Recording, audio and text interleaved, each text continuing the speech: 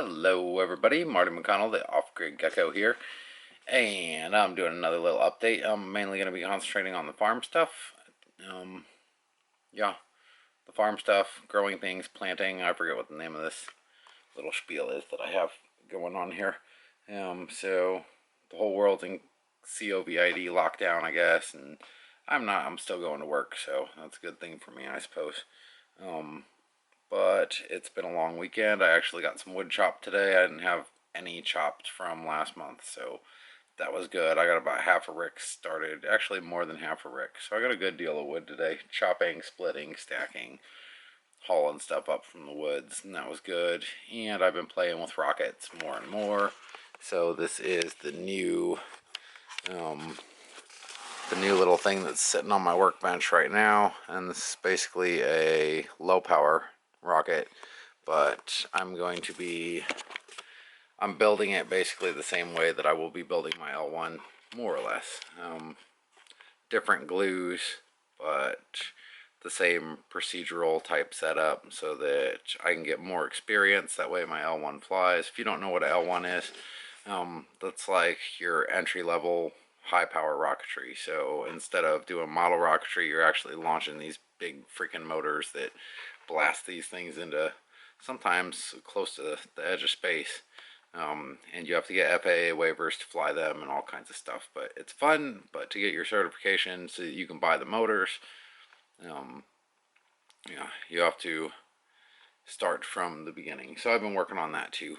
Doing a lot of rocket stuff. I'm working on the rocket simulator on the computer, which I'm hoping will be a viable product at some point. I'll be giving the original version away for free, so if you're interested in that, it's still going to be a long time out. But if you can find my email and you're really interested in the rocket sim program, let me know. But anyways, let's get started on the garden. Alright, so here's the rub. I planted tomatoes way too early. This one here actually is not looking too bad considering, and that was one of the earliest ones I planted. They're not doing so well. I have some more planted in the other secret little garden over there. None of these cucumber squash things are actually, what's this down here? These might be cucumbers. These guys are surviving, so yeah, we might be able to make something out of that. I got some little plants. They're half dead, but they look like they might be growing. I don't know. So basically, this was way too early to plant these guys. And as you can tell, I haven't weeded nothing because I'm lazy and I don't feel like weeding. And I feel like these plants should be able to grow on their own. But surprise, this little guy popped up out of nowhere. So in this bed, I'm planting Romanesco, and it's growing like a weed. It's fine. Especially up there on top, not down here so much. But these guys have just sort of, I couldn't get these guys to grow last year for nothing. This is a type of kale. I want to say it's one of the gargantuan mega kale, whatever. I don't know what it is, but it's definitely a type of kale. I actually picked a leaf off this earlier today to taste it, and it tastes delicious, except for that little bitter note at the end. And these guys are volunteering, and they're coming up everywhere. Here's some more here. There's some more there. There's a cat there. Don't step on my plants. So yeah, stuff's coming up. It's growing on its own. The kale that I planted this year, what the heck is that? Is actually doing okay. So this was like the third planting of these, and it finally survived and started to get bigger leaves put on them. So they're doing good. This is probably a better specimen over here. Big old monsters. So guys have nice big leaves. And yeah, so that should make some delicious salads at some point. My peppers are all pretty much done for. They refuse to die, but they're not doing so well. So I may be replanting some of those. And that's basically my strategy, is just plant it and then replant it and replant it and replant it until I find the right time that it's going to grow, rather than going off the sheets. It's not really that much work. I don't see any of my little beans here, but the garlics are still looking awesome. Ugh. And thank you to the person that commented on how good these guys are looking. Yeah, those are doing amazing. I've actually been walking by and checking for scapes just so that I can get them as soon as they start coming up. These leeks over here are all putting on new leaves and new growth, so they're doing fantastic. So yeah, leek will overwinter here, at least with a mild winter. We'll see next year if I can do that trick again or not. I don't know if I can, but this one's looking really good. Ugh, look at that guy. Yes, leek dishes are right around the corner. And there's a cat that appears to be in heat. What's your deal? Peanut. Peanut. What's your deal? I think that cat's in heat. That might not be a good thing. So anyways, what I'm going to do is get started on some plants so that basically when these tomatoes decide that they want to kick the bucket, we'll have some new fresh plants ready to go in right behind them, and it'll be probably a better season for them. So let's go do that now. Alrighty, and if you want to plant your own seeds, follow along because this is super duper easy, okay? These trays you can pick up just like this. Actually, they come with a little humidity dome, which I never use, for like $5. And then I just reuse the 6-packs. These actually I didn't wash out real well, but they should be fine. I don't think there's any little seed matter in there, and I haven't had any problem with mold. And you need some dirt. If you don't know what to get, potting soil works. They recommend seed starter, but whatever.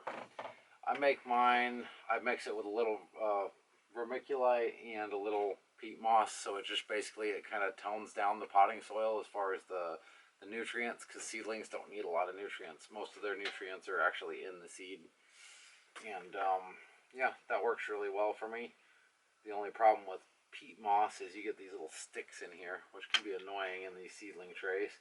But you want a nice tithy, like powdery kind of stuff.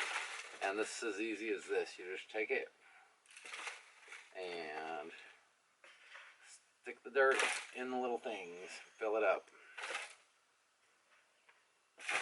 So try and do this in kind of a fast fashion without spilling too much dirt. I actually in the wintertime do this inside, so I have to be a lot more cautious with how I do it. Now here in the summertime or spring or whatever it is, felt like summer today. It's a little easier. Just put the dirt in there and keep dropping it a little at a time until you get everything pretty much topped off. Just put in as much as you need, and then, you know, you're good to go. Alright, so there's our dirt, and it really doesn't take very much. I mean, I didn't even use like this much out of here, so bam, done, son. And then you take your little poking stick. I like to use a chopstick, and you just poke a bunch of holes. Boop, boop, boop, boop, boop, boop, boop. Go around each one and poke a hole, or you can poke them as you're dropping the seeds in, or however you want to do it. People try to make this complicated. It's not complicated. If you have grow lights, cool. If you don't, I actually use LED fluorescent bulbs, so they don't demand a lot of power. I've got 3 long 48, T48 bulbs over my grow light tray, so these guys get plenty of light. Now I gotta divvy this up. So there's 6 in each pack. I'm pretty sure they're all gonna come up. Tomatoes, I'm not going to need a ton of them. There's maybe 20 out there. The peppers, I'm going to do 2 rows, so I will probably do this. I got a little single in here of tomatoes, and then tomatoes here, and then I'll do peppers for the rest of these. Once they sprout, I'll be able to see. My pepper seeds are coming out of this. So this is a cayenne pepper from last year. I need something to put these on. Use lid. And I dry these out, basically a couple of them at the end of the season, and then the next year, look, boom, pepper seeds everywhere, pepper seeds, all the things, and then I've got fresh pepper seeds to use. How about that? And plus, since these were grown in my garden, I know that they are going to be healthy little performers here, and hopefully the babies that come out work even better than last year's crop, which they've been looking really healthy in the seed trays, but like I said, I put them all out too early. So, but one pepper is pretty much enough to fill this tray up for cayennes or almost any pepper. They're very prolific seed producers. And the only thing you want to watch out for is after you're done planting the peppers, wash your hands, because this capsaicin is going to get in your eyes and it's going to mess you all up. And so you can do 1 or 2 in each hole. These holes are about 1 centimeter deep if you're looking. The plants really don't care that much. I mean, it's another thing people make a big fuss about, and it's nothing to fuss about. Just that one didn't even go in a hole. I'm just going to punch him down and cover him up. Sometimes I'll do 2 in a hole. Usually that's only if I drop 1 though, because it's just so much easier to deal if there's only 1 plant coming up in each pot, even if not all of them come up, unless I'm selling them, in which case I'll put 2 in each, and then most of my 6-packs will come out all the way full then. But with all this corona nonsense going on, it's kind of hard to sell seedlings right now, and I basically just stopped going to the farmer's market altogether.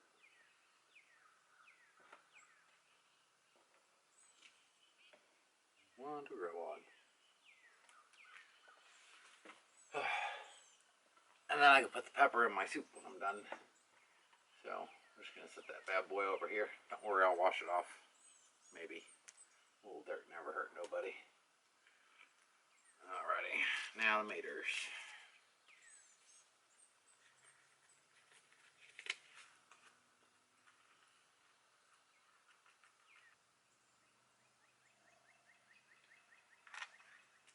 That's about it for the heirloom maters. Well, like 5 left, so these ones better work. Then all you do is just go, any of the seeds that kind of like landed on top or whatever, just kind of push them down a little bit into the soil.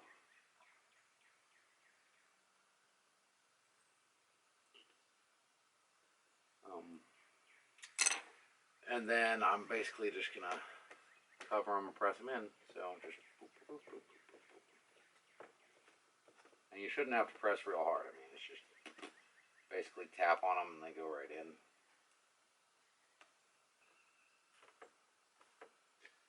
And that's pretty much it. Now we're gonna put some water on these guys.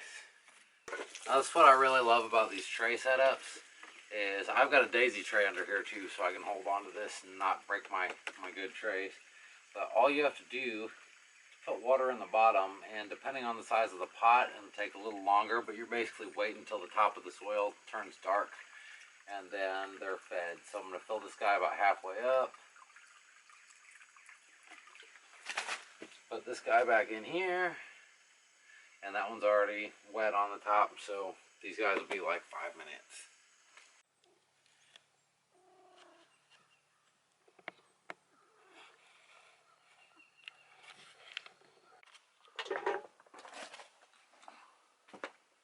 Alright, so these are mostly done. I don't need them soaked.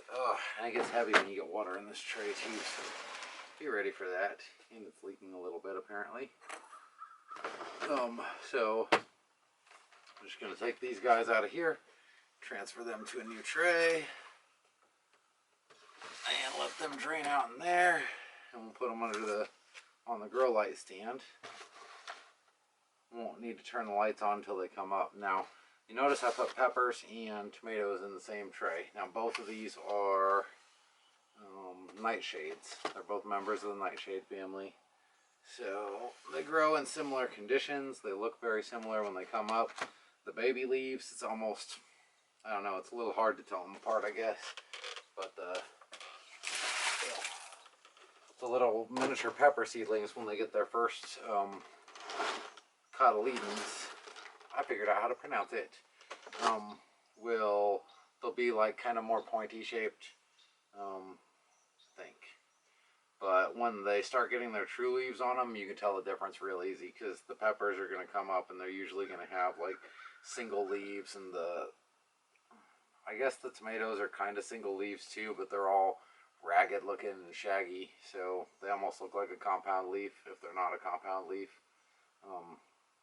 So when they get a couple inches tall, it's real easy to tell the difference once they get their first true leaves on them. The baby leaves are going to look very similar. I only planted one species of each, so I'm going to know what all these are because this is what I need basically to restock the garden.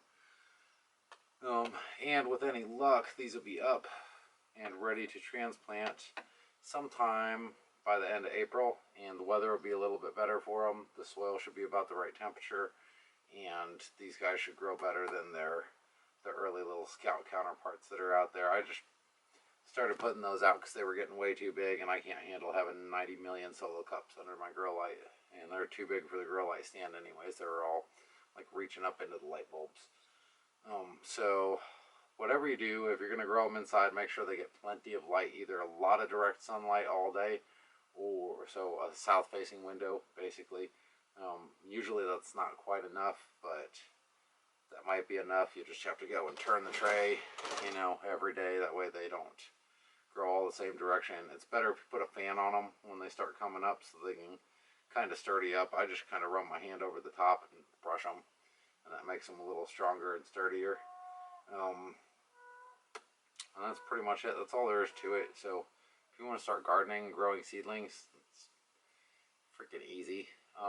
They don't come out of the pot very easy until they're ready to, and they're going to be ready to right before they start winding their roots around. So you kind of got to watch for the optimum time. Maybe try and pluck one out every once in a while, but usually they'll have 2 or 3 sets of leaves on them by the time they're ready to go.